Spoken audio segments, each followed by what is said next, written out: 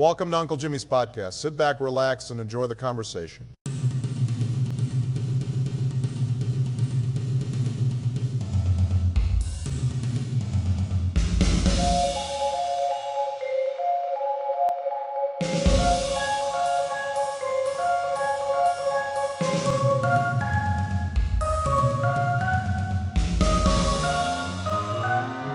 So good morning, good afternoon, and good evening, everyone. Welcome into Uncle Jimmy's podcast. Family, today on the podcast, we are stepping into a story that is powerful, raw, courageous, and truly transformative.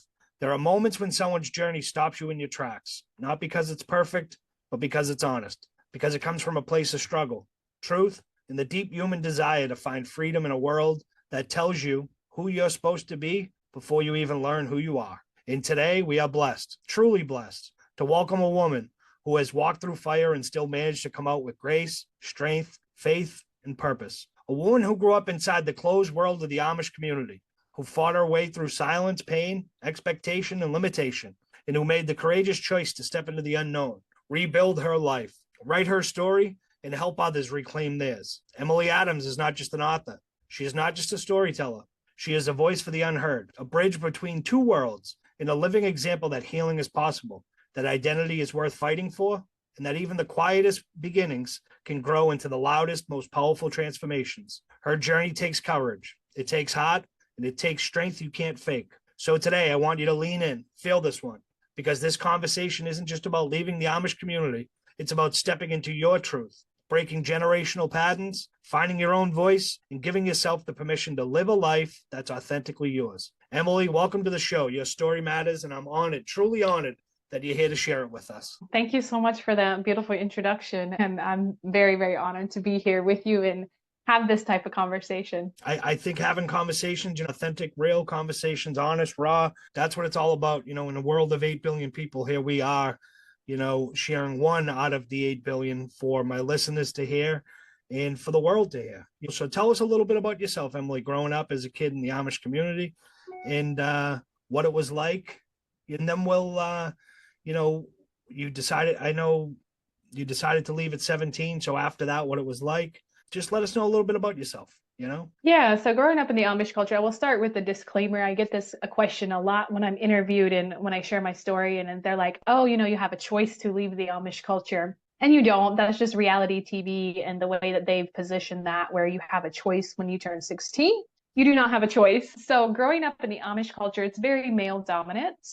Females are only there to be stay-at-home moms. You don't have a career. So growing up, that's your career path as a female. You go to school until 8th grade, which is equivalent to a 6th grade education in today's elementary system. And then from there, you start to learn how to cook, clean, sew, and the women chores and the women things. The guys, it's a little bit different because they have a little bit different career path where they start to learn a certain skill, whether through their dad or someone else in the community. So growing up, you don't have technology, you don't have electricity. It's a very different way of life. It's a very different way of being.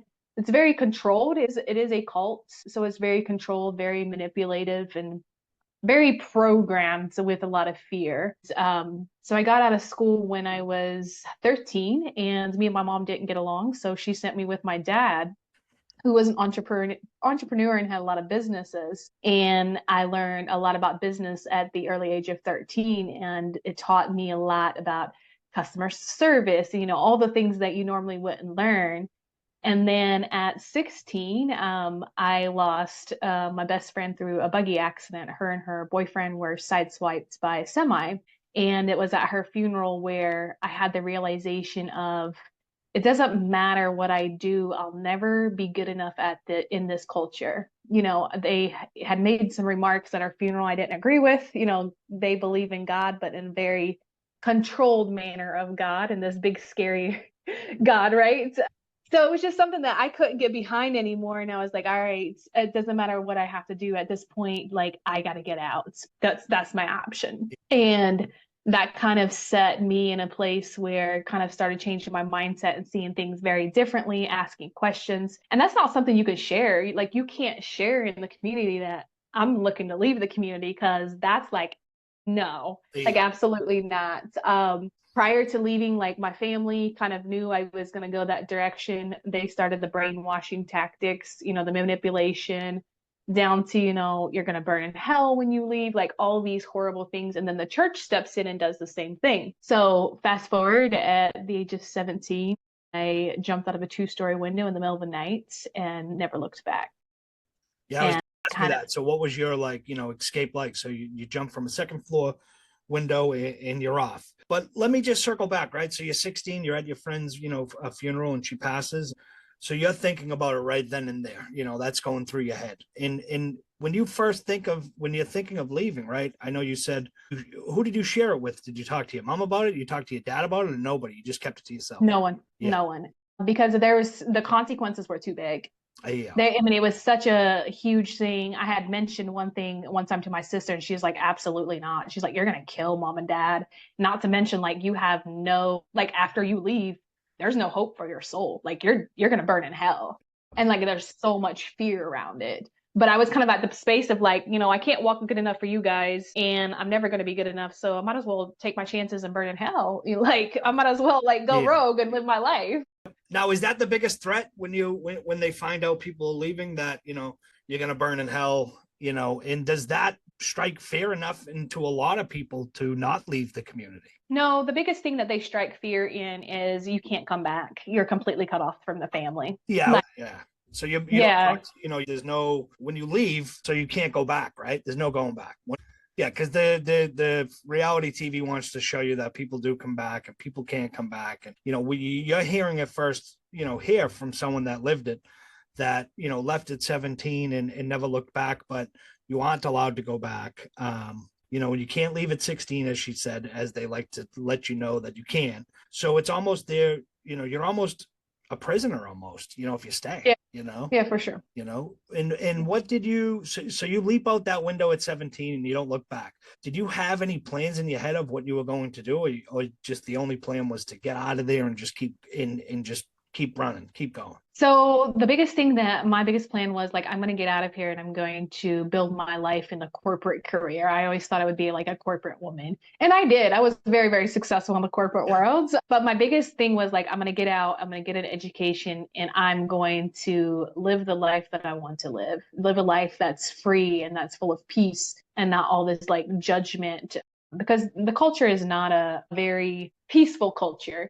And fast forward that leaving, I was not expecting the amount of culture shock I went from leaving the culture to now not being in the culture, because your whole identity is stripped. Like you feel so uneducated because of the education system that they have. I walked in to get my GED, and the lady looked at me and she goes, I'm sorry, but you test at a 6th grade level. And, it's going to take you a little bit for you to be able to, get your GED. And I told her, I was like, give me the books and I'll learn. And I ended up getting my GED within, I think, like 7 or 8 months. Wow. And then, so you pushed through, you got the books, you studied, you read, you pushed through. What, back to when you were in the Amish community. So what is it like with schooling? Is it just that they, like you said, education was at a 6th grade level when you took the GED test. So they basically almost like hold women back, almost essentially. They keep them down. No education, no. And it's almost like you said, the hottest part for me is like, they just want you to be the cook, do laundry, clean, which isn't, what a woman should be doing. A woman should be out doing what she wants to do, and being a nurturer, being a carer, being a mother, maybe being, seeking education, seeking higher education. You said you went into corporate business after. Did that have anything tie in to do with when you were watching your dad do it, run his multiple businesses, that you were like, hey, I can do something like that, Well, because I think with my dad, he taught me a lot of entrepreneurship stuff. And probably the biggest thing he taught me was I'll always figure it out. He definitely always had that mentality, and also a risk taker. Yeah. So I'm definitely like one of those, like, you want to do the most craziest thing, like sign me up, I'll do it with you. Yeah. But my dad, from the corporate standpoint, I didn't necessarily use those skills. The interesting thing about the Amish culture is because their work ethic, a lot of them work so hard, like you work 6 days a week, right? You don't work on Sundays, but the work ethic was probably the biggest thing that got me through a lot of things. Yeah. And it was also the drive to like know that I can do this. And, I became super hyper focused and I started my career in the automotive manufacturing industry, which is, 25% female, 3% leadership and Hey, females there. And that experience, that I only started that career because that was the only place that would hire me without a GED. And if I got a GED, they would give me a raise.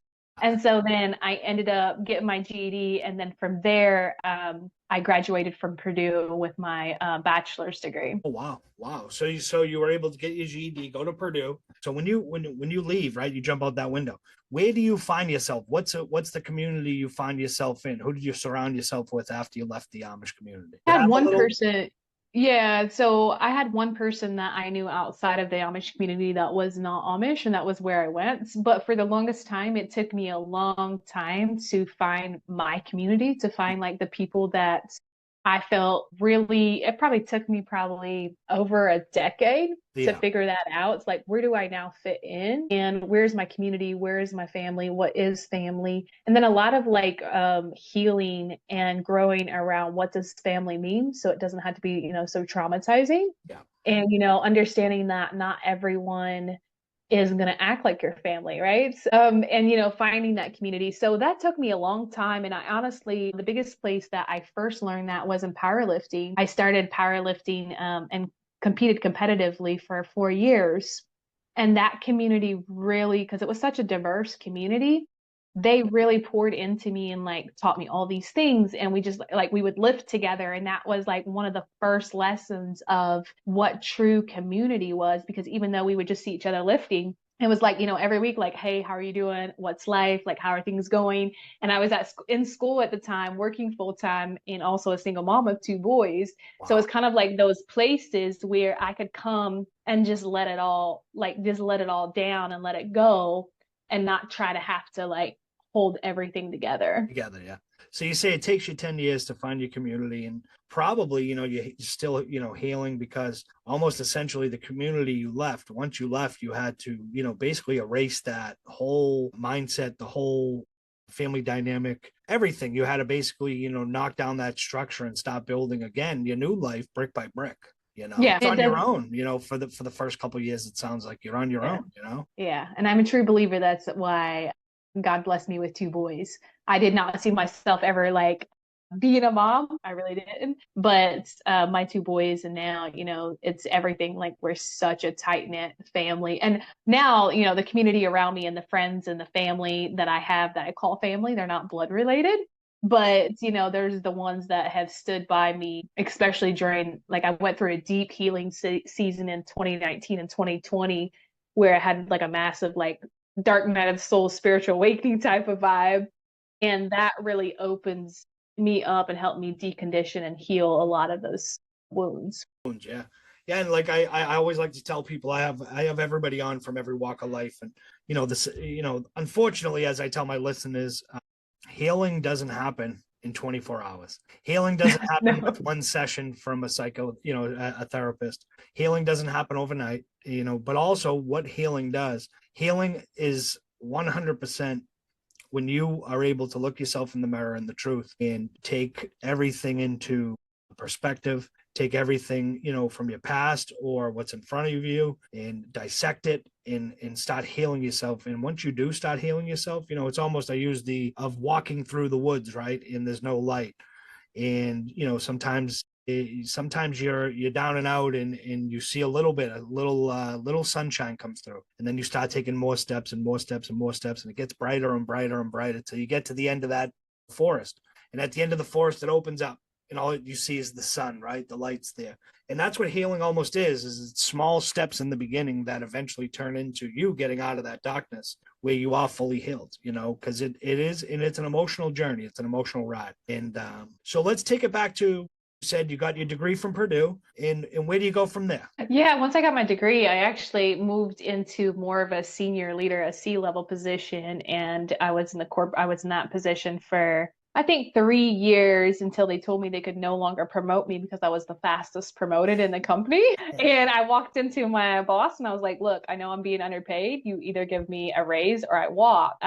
He told me, he's like, yeah, I can't give you a raise. Like, we promoted you too fast. And I was like, all right. And I walked and I started my own business. Like, it was one of those things. Like, I knew I was being underpaid. I knew that, some of my counterparts, they were making less, they were making more than me. And like, I had a degree and they didn't. Like, it was just so many signs for me.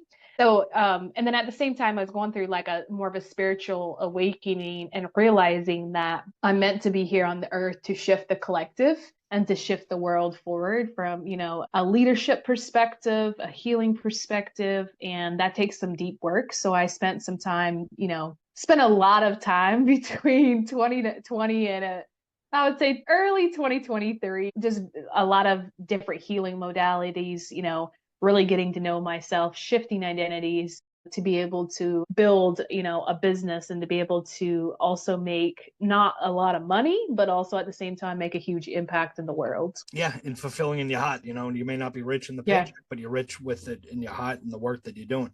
So what company, what kind of company did you start? Originally started Transformative Leadership. Me and my business partner, we started that. And then we just transitioned into Leading with Human Design. We transitioned that into this year because we just built our tech product. It actually launches on Tuesday. Okay. It's human design for leaders and business owners. And so we wanted to streamline everything. And we started using human design in our coaching and saw our clients get a lot better results. And I've used human design since 2020, just for myself and for my boys and dating, money, you name it, I've used it. So yeah, that's what we started, and that's the mission that we're on.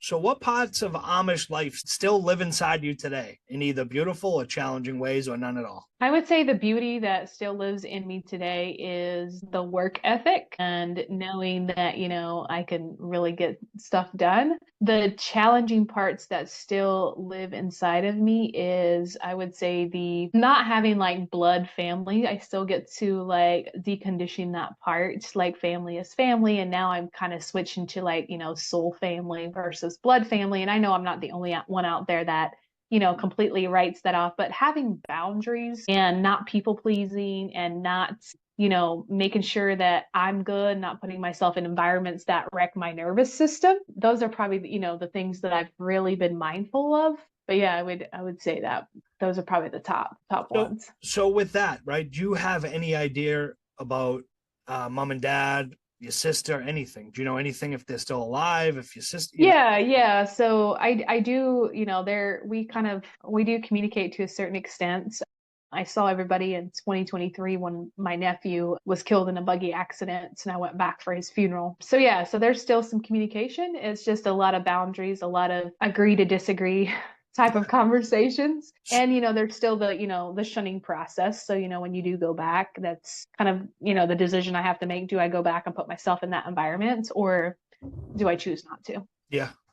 So do you ever grieve the life you left behind, even if you don't regret leaving it? Absolutely. I went through a lot of that. And I constantly feel like as we shift and grow identities, there is always a level of grief of what we're shifting our identities. And, that doesn't sometimes even mean, for me, I went through some grief around parenting as my boys, they're now 16 and 18, they're not babies anymore. And so as I was, letting them go and live their life, there's even grief around that. So yeah, absolutely. I've went through some deep grief around that, deep grief around, letting stories and conditioning go that no longer serves. So yeah, absolutely. Yeah. Now, do your kids know about your full past? Do they know about, Yeah, they do. They asking questions? Yeah. Are they inquisitive? Or? Oh yeah, absolutely. Yeah. And I'm an open book. I share everything with them. I've also had to decondition a lot to make sure that I don't pass on that generation trauma, that generational stories to them, because I want better for their life than what I've ever had. That you had, yeah. Yeah. So what was the hottest internal battle you had to fight during your transition into the outside world? Self-doubt, and just really knowing that regardless of what, like, I can do it. Like, the self-doubt was really, really strong, and knowing that at the end of the day, I'll figure it out. How did your sense of identity evolve once you were free to create yourself?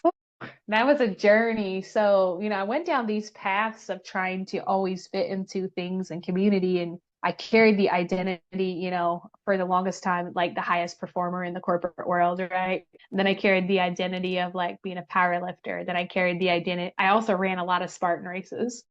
Then I carried that identity for a while. And it's just like, at the end of the day, it's now like all those identities don't matter. It's like now for me, it's like, what do I want to embody? What character do I want to embody? And for me, it's like whatever character is going to help the world shift collectively, that's what I want to embody. So it always comes back to leadership.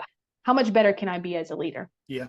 No. So what role did forgiveness play in your healing for yourself? I would say that's probably forgiveness and self-love are a close tie, but forgiveness was such a huge role. And, there's until I understood that if I forgive, I kind of had to go through this battle of like, I'm not forgiving anybody. Like, that's some bullshit, right? I went through this battle and I'm like, why? But then I heard something, I forget who said it or where I read it, and it said, as long as you don't forgive someone, you're holding on to that and they have the power. And I had to really understand that by me not forgiving, I was still giving it energy and I was still giving it power. And then there was this exercise, I think Bob Proctor actually had said that every day to write down the things, the people that you need to forgive. And for the longest time, I was writing down specifically things that I had to forgive myself for.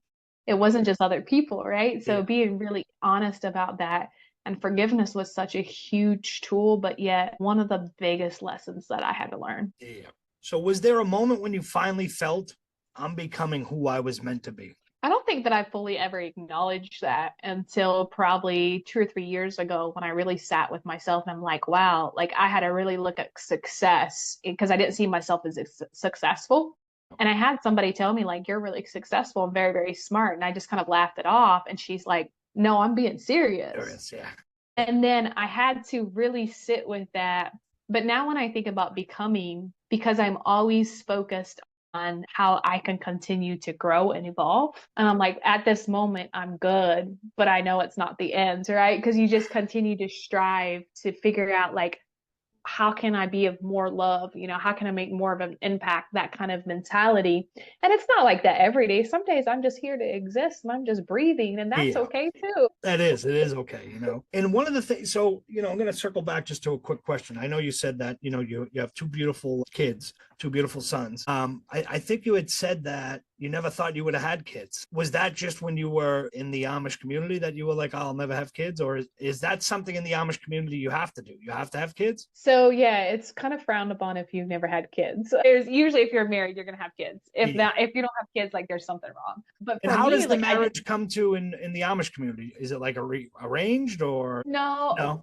It's not arranged, it's just highly suggested. So it's just very, your parents make it very clear, like they approve or they don't approve. And then you've got to make that choice. But for me, like I just never saw myself as this nurturer, as this like mom that's so involved in their kids. And even, and it's interesting because so in the Amish culture, there's zero sex education. There's no, like, you don't even know how you got your period or how you got pregnant. And when I got pregnant, I had no idea that's what happened. Yeah. And, and everything happens for a reason. And, my boys will tell you, like, my mom does not parent like the rest of the world because I parent very differently. I believe like my boys are here to be leaders, and it is my job and my responsibility to teach them how to be the best leaders that can be. They're 16 and 18. At a very young age, like they were in the gym. I taught them meditation, journaling, processing emotions, like all those things. So when they become adults, they have the tools and the skill sets that I have right now. Yeah. So you're giving them the tools for their toolbox that you weren't given, growing up in the Amish community, that you essentially had to learn on your own. Yeah. Yeah, absolutely. Yeah. So what was the, how old were you when you had your first child? 18. 18. Okay. 18. Yeah. So right after a year of leaving, you have your first son, and that must have been one of those where it's like, it's getting real now. I'm not in the Amish community anymore. Yeah, it was probably one of the hardest moments and yet the most loneliest time because I had no idea what to expect. I was sick all 8 months. It was not a fun process. And it was very lonely. It was scary because I was like, now I have to take care of this little human that I have no idea. No clue. Yeah, no idea. Yeah. As you go through the pregnancy, the hormones and everything else, and you have to Yeah. navigate it. Yeah. Yeah. You weren't, taught anything like that in the community, Amish community or No. anything. So again, you come out of there at 17 and you're basically learning a new life, a new place to live, everything almost essentially on your own, Yeah. I think that has a lot to do with you being such a strong leader where nothing was given to you, everything was earned.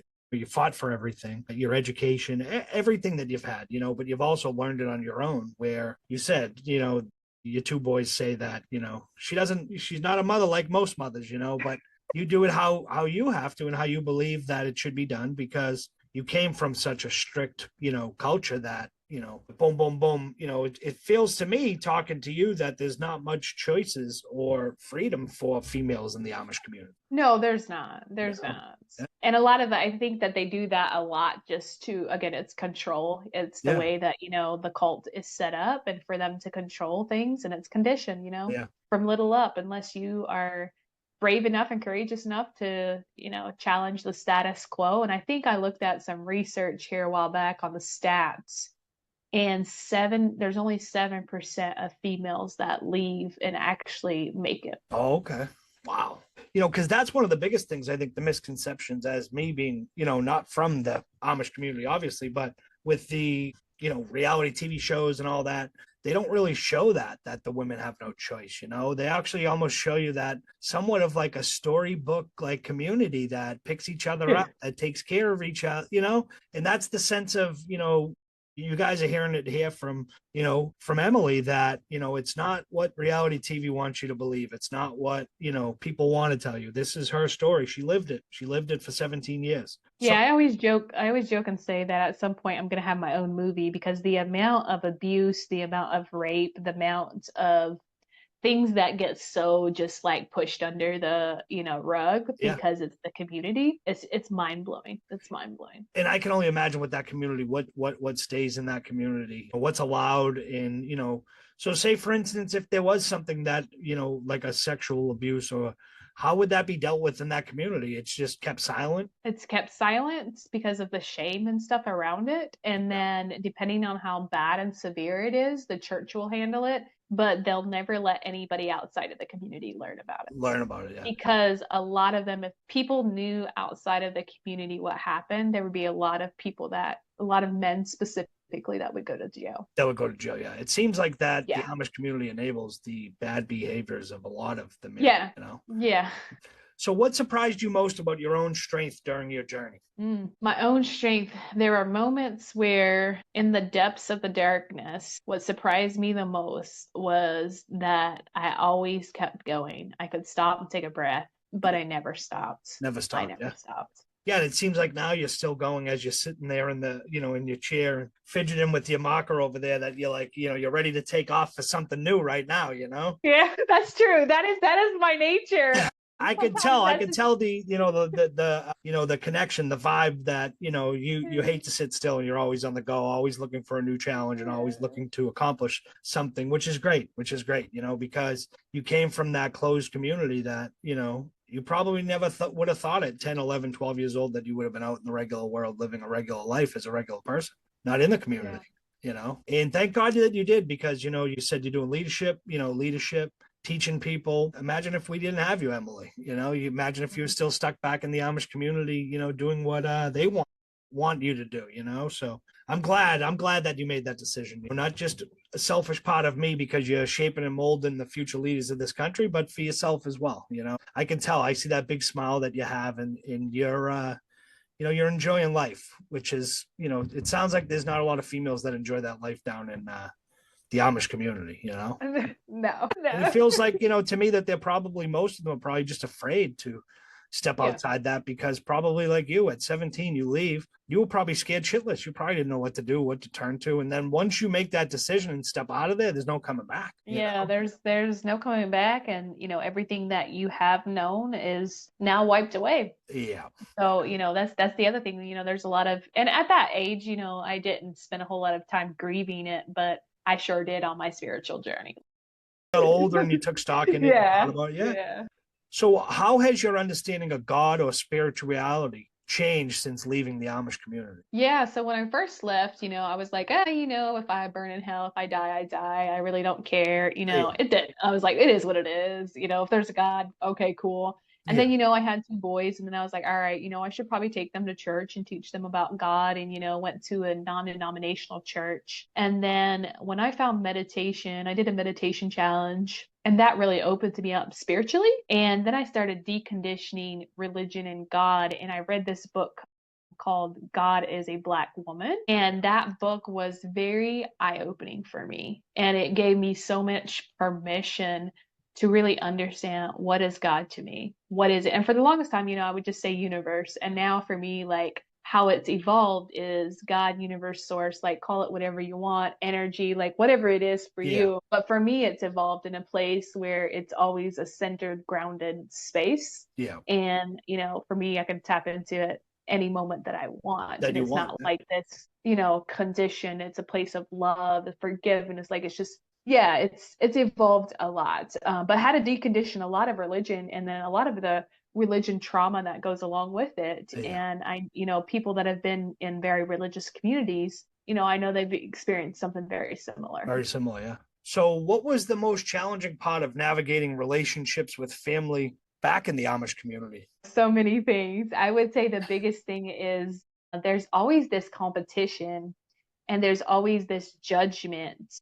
And it's, even though it's family, it's very judgy. It's just like, they judge you for this, they judge you for that. And it's a constant judgment. And it's like the passive aggressive stuff, right? And so that was the biggest thing. And for me, like, I don't have that in my life. Like, if it's not peace, it's out the door. Like, that's just my baseline, is peace. If it's not that, it's got to go. And it used to always irritate me to no end. And then there's so much drama. Like, there is so much gossip and drama. So I'd say that's probably the biggest thing. So for those who feel torn between loyalty and self-growth, what wisdom would you offer? I would ask, why are you loyal to start with? Because sometimes we're loyal just because we think we should. And, there's always a deeper reason. And then self-growth, you can still be loyal and grow, but sometimes the identity around why you're choosing loyalty has to be looked at.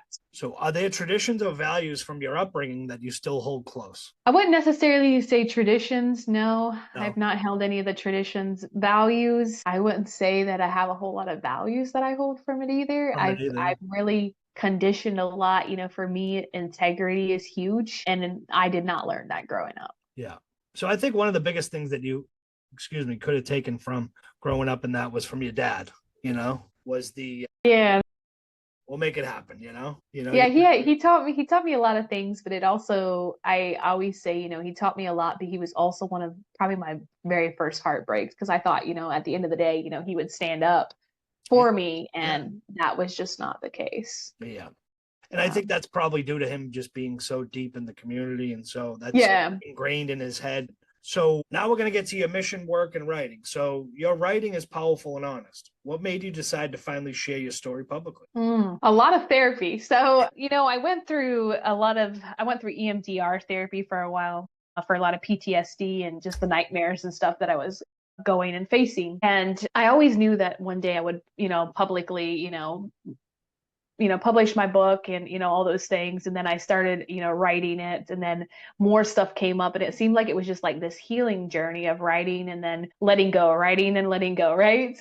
Yeah. So that was the huge part of it. And then I decided, I was going to start a YouTube channel. And the very first video I shot, I got really, really emotional, and I wasn't going to publish it. And my son was there when I shot it, and he looked at me, he goes, "You better publish that video, because it's going to go viral." And he was right, it did. And that opened up so much things for me, to where I saw people had very similar challenges, even though we had completely different backgrounds. And then, the healing work around being seen and being heard, because you've never had this in your life before, that was also part of it. And it just became this journey of, now it's a voice, my voice gets to be seen and heard. And if it shifts one person, my job is done. And I know if it's shifted multiple people. So yeah, that's part of why I continue to write and continue to show up. You can find our book on Amazon, From Choice to Change, a purpose-driven guide for you to get clarity, gain confidence, and choose the life that you love. What message do you hope your book delivers to someone who feels trapped, unseen, or voiceless? The power that they always have the choice. It doesn't matter. It doesn't matter what. If you are breathing, you always have a choice. And sometimes that choice looks like shifting our beliefs and thoughts. Yeah. So what misconceptions about the Amish community do you feel compelled to clear up? I think you opened with the disclaimer of, the biggest one probably, Yeah, I would say that's the biggest one.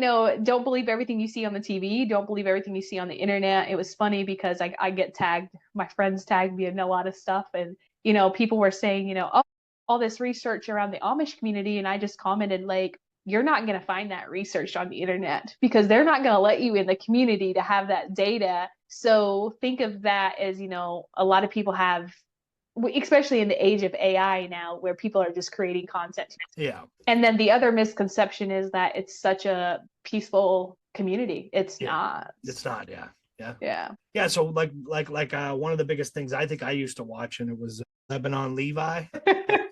Mafia, and it's, but it was, for me, it was more of, I didn't believe a friggin' thing they were saying, but it was just entertainment, like, I don't know who in the world thought that was really true, or that's, because like you said, I think that's one of the biggest things that people need to take from talking to you and your, book as well. And in your journey is the only way you're going to get any information or any stories from the Amish community or from survivors like you that have left. Yeah. You're not going to get it on the internet. You're not going to get it. No one's going to get an expose on the Amish, or you're not going to get a newspaper that's going to go in. Yeah, they may have a story that they sat and talked with someone about and how great the community is. But if you really want to know what the community is about, it's going to come from women like you that have left, that have made that decision to leave, and also talk about it, because you're not going to get the authentic picture of what it's like from any media, any stories, except for the people that lived it, because it's a closed community, and it's, not one that you're getting into with cameras and, with people being honest, and, it's definitely something different. So what has been the most rewarding message or response you've received since opening up your life to the world? The messages of transformation. So when I work with people, or when they read the book, or they have these moments, or even on my YouTube channel, just hearing that this shifted everything for me. Yeah. That's the most rewarding. Yeah. No, that seems awesome. And one of the things I just want to circle back to real quick was, so you were getting ready to release that YouTube video and you didn't want to. Thank God your son was there, to push you for it, because who knows if you never hit that send button, maybe you never did another one, Yeah, for sure. We often doubt ourselves till sometimes it's one of those small little pushes, or that small little voice in your head that tells you to keep going, keep pushing, push on, So that's awesome that your son was there to do that. I bet you they must have a million questions for you about growing up in the Amish community. Have they ever gone back? Have you ever, I mean, I know they were never there, but have you ever taken them there? No. Yeah, they've visited. Okay. They've visited? Yeah. What was their take on it? Did they find it? Their biggest take was on it. Wow, I cannot believe that you grew up this way. That's usually their biggest take on it, because it's so night and day, right? It's so night and day in the way that things are, and the way that how I structure parenting versus how I was raised. So yeah, it's very different. I know you've been gone for years, but what did you guys eat? What were some big things that you ate? So some traditional foods, I would say it's very an obese culture in a way that everything has sugar in it. So every meal you have a dessert after every single meal, even breakfast. Yeah. Like there's cake, there's cookies, there's always something baked. Yeah. And the food is just ridiculous, to the point like when it's, Christmas or Thanksgiving, there's like those big 8-foot tables that are like 2 or 3 of them just full of food, and that's kind of the thing. And everybody always brings something. You don't come empty handed ever. So that's kind of a traditional thing. And then for the food types, they don't have like necessarily a traditional food, but like, Thanksgiving is like the Thanksgiving meal. And then Christmas is a little bit different. Yeah. It's not like though that you're in the Amish community and you pull up the, horse and buggy to a McDonald's or a Wendy's or something like that. There's none of those in the Amish community, right? So, is there anything like, fast food wise or no, in the Amish community? No, they would, if they're traveling, they definitely eat fast food. But yeah, there's not no specific ones in there. So last two questions. So what chapter of your life, written or unwritten, has taught you the most about yourself? Whew, I would say the first chapter of my life after I left, the Amish taught me the most about myself. Yeah. Yeah. And I think you've had a lot of growing seasons yourself. You know, you leave the Amish community, you get pregnant and have a child at 18, and then you get into corporate world. You know, you get your degree, you get into corporate world, all while juggling having a young son at home. And you succeed. You shoot up the charts to the point where they tell you we can't give you a raise anymore, and you tell them, hey, I'm gonna go start my own business then. I don't need your shit here, and you do. And you've just been a force. Ever since you left that community, it was almost like they had lit the fuse, right? And right when you got out that window, you've been off and running since. It's to me, it's truly transformative of the way you came from to where you are today. Thank you. It's been a push. It's been a push from you, from deep down inside of soul searching and seeking and learning and being a mother, and you've done it. You've done it, and it's amazing to think that the way you came from to where you are today. So last question, Emily. What does freedom mean to you now? Freedom for me now is being free and having a peace of mind in my mind, heart, and soul. Freedom is also the freedom to be able to create and do what I want when I want. So, the business owner side of things, being able to move freely, just being able to have my own schedule. And it's also freeing to know that at any point in time, I can shift the identity. So if I no longer want this identity, I shift to something else. Yeah, you can go to something else. And, Yeah. you'll probably do that like 6 or 7 times more in your lifetime, but that's I'm okay. sure. That's okay. Cause whatever you do, you're successful at, which is great, So for my listeners, before we close up and I give my closing, let people know where they can find you. Let people know where they can find you. So the best place to find me is on any social media platform, and I'm under Emily Adams. And then my website is leadingwithhumandesign.com. And if you're listening to this and you have questions or just want to connect, don't ever hesitate to send me a DM. My DMs are always open. Perfect. And you heard that here from Emily. Her DMs are always open. She'll always respond. She'll always get back to you. So Emily, thank you. Thank you for your courage, your honesty, and thank you for walking into the space with an open heart and a spirit willing to be seen. Your story is more than a testimony. It's a reminder that no matter where we come from, no matter what walls tried to shape us, we all have the right to discover who we truly are. You showed us that healing isn't a straight line, that identity isn't handed to us, it's built, and that freedom sometimes requires sacrifice, heartbreak, and the terrifying leap into the unknown. But you also showed us that beauty grows from truth, that strength grows from vulnerability, and that purpose grows from walking through your pain instead of running from it. Your voice is a gift. Your journey is a roadmap, and your spirit is a light for anyone searching for themselves in places they were told they didn't belong.